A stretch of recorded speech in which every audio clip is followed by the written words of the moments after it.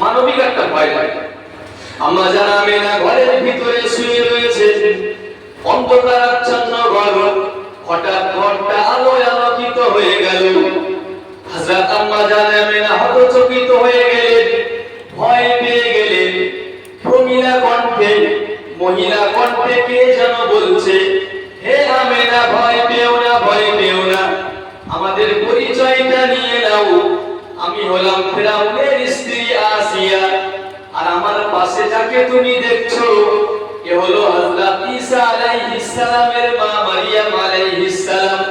আর বাকি যাদেরকে তুমি দেখছো এরা সব আল্লাহর জান্নাতের হুর। আল্লাহ আমাদেরকে পাঠিয়ে দিয়েছেন তোমার সন্তানকে নার্সিং করার জন্য। আল্লাহ আমাদেরকে পাঠিয়ে দিয়েছেন তোমার সন্তানের পরিষেবা দেওয়ার জন্য, তোমার সন্তানের পরিষেবা দেওয়ার জন্য, তোমার সন্তানের নার্সিং এর ভূমিকা পালন করবার জন্য মহান আল্লাহ আমাদেরকে তোমার কুঁড়ে ঘরে পাঠিয়ে দিয়েছেন। জোরে সোরে বলুন সুবহানাল্লাহ। আমাদের জন্মের সময় কারা এসেছিল? হ্যাঁ, অনেকেই আছে হসপিটালে ছিল, হসপিটালে নার্সরা ছিল, তাই তো? আর যদি বাড়ি হয়ে থাকি তো এলাকার ধনীরাই ছিল, তাই তো? আর রাসূলুল্লাহ নার্সিং ভূমিকা পালন করার জন্য, রাসূলুল্লাহর পরিষেবা দেওয়ার জন্য কারা এসেছিল? কাদের পাঠিয়েছিল আল্লাহ?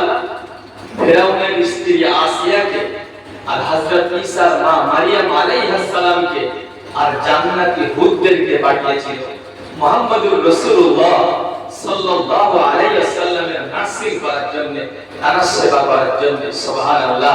তাহলে রাসূলুল্লাহ আমাদের মতো মানুষ না। আমি বলেছি শুরু থেকে যে রাসূল আমাদের মতো মানুষ না, তারই উপরে তথ্য দিচ্ছি। বলেছিলেন না রাসূল আমাদের মতো মানুষ নয়।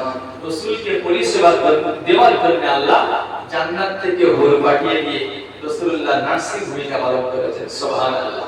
আমাদের আমেনা নিজেই বর্ণনা করছেন, ঐতিহাসিকবিদরা লিখেছে যে খরাজা মিন্নি নূর।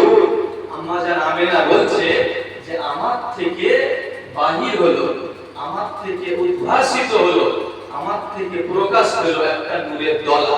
সুবহানাল্লাহ। নূরের দলা একটা আলোক পিণ্ড। সেই নূরের এত জ্যোতি, এত জ্যোতি, ঐতিহাসিকবিদরা লিখেছে রাইতু কুসুরা শাম।